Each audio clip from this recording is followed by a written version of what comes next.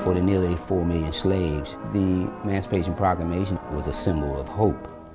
It confirmed their belief that the war should always have been a war for the, not to preserve the Union, but a war to free the slaves. What you're seeing is really rare. It's always in a housing, but it's in process of being prepared for the 150th anniversary exhibit.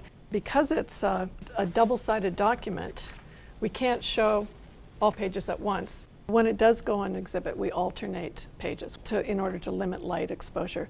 We know that it's light damaged. In order to preserve it for the future, we significantly limit the light exposure to just a couple of days, a few days a year. The final proclamation didn't free any single slave immediately, only applied to the Confederate States, where the federal government didn't have the authority to enforce the law. What it did do, it brought a moral cost to the war. The Emancipation Proclamation was written on a machine-made paper, which is typical of the Industrial Revolution. It was just 2 pieces of paper that were put together and folded in half. The piece of paper folded in half is called a folio.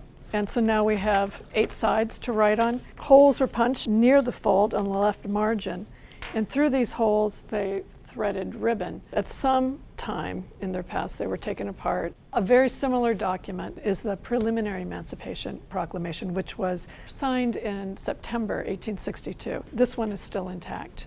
The ribbon comes back through almost before the last page and then is secured by the presidential seal. Last year, when the Emancipation Proclamation was on display at the Henry Ford Museum, thousands of people came to see the document, and the museum stayed open for 36 hours. People waited throughout the night to see the document. Here comes the freedom train, you'd better hurry down.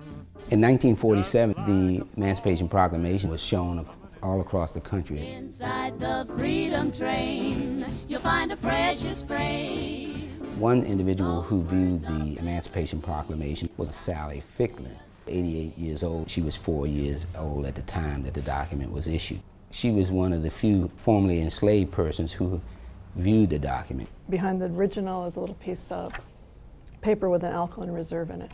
If the document or the media generates any kind of acid, then they will migrate to the alkaline material. Okay, so now I'm just going to sandwich the document between 2 pieces of mylar, which is inert, and this will add a significant layer of protection, both from handling and dimensional support.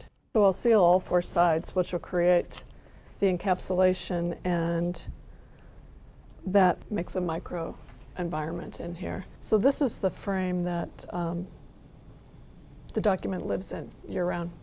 And then that frame is boxed, so it's technically in dark storage for almost most of the year.